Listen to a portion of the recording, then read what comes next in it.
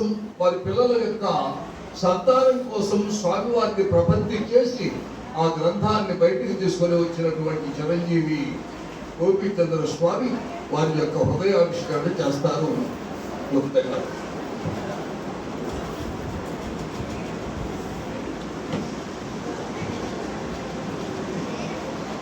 సభలో వేదిక పైన ఆసీనులైనటువంటి దిగువన ఆసీనులైనటువంటి భాగవతులకు, పెద్దలకి, అందరికీ వందనములు.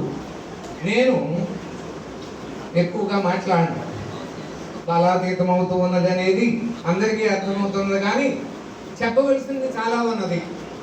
కానీ చెప్పినది చెప్పను. ఒకటి రెండు విషయాలు. గ్రంథం ఎందుకు పుట్టింది ఏమిటి, దేవనాథ సంగ్రహంగా చెప్పాడు.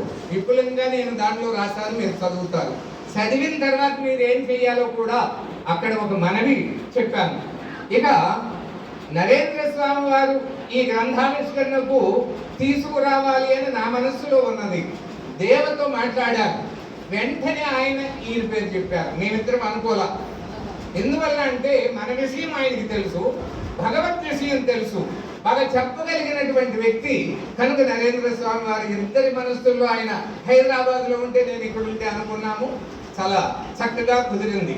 ఇక బాబావలి గారు విశ్వనాథ స్వామి వారి యొక్క విగ్రహ ఆవిష్కరణ ఉన్నది కనుక ఆయన ప్రత్యక్షమైనటువంటి శిష్యుడు, మన అభిమాని, వారిద్దరూ కూడా రావటం ఈ సభకు చాలా ఆనందింపదగినటువంటిది. వారికి నేను కృతజ్ఞతాభివందనలు చెబుతూ ఉన్నాను.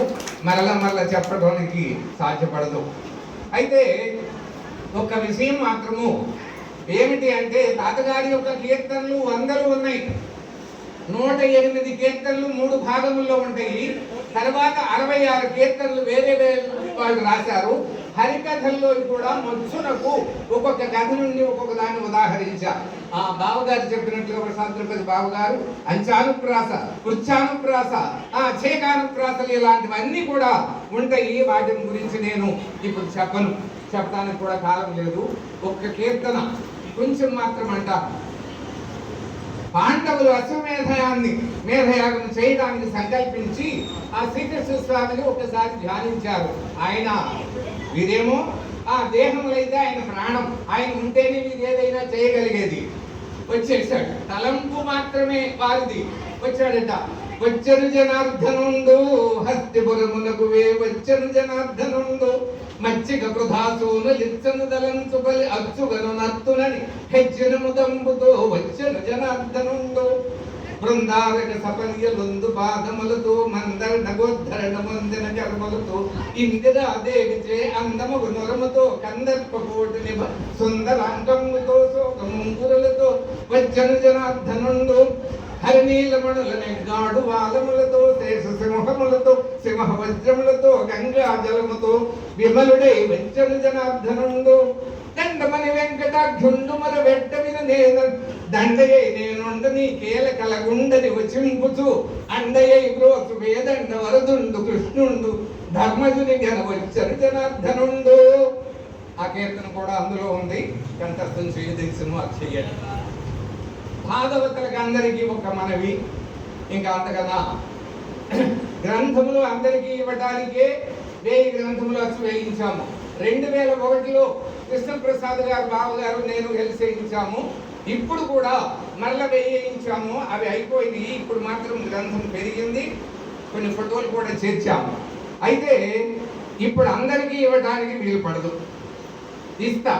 ఉత్సవం వెళ్ళే లోపల ఒక్కొక్కరు ఏ గ్రామం నుంచి వచ్చారో వారు తెలుసుకొని వారిని నోట్ చేసుకొని అందరికీ చెందాలి అనే ఉద్దేశంతో.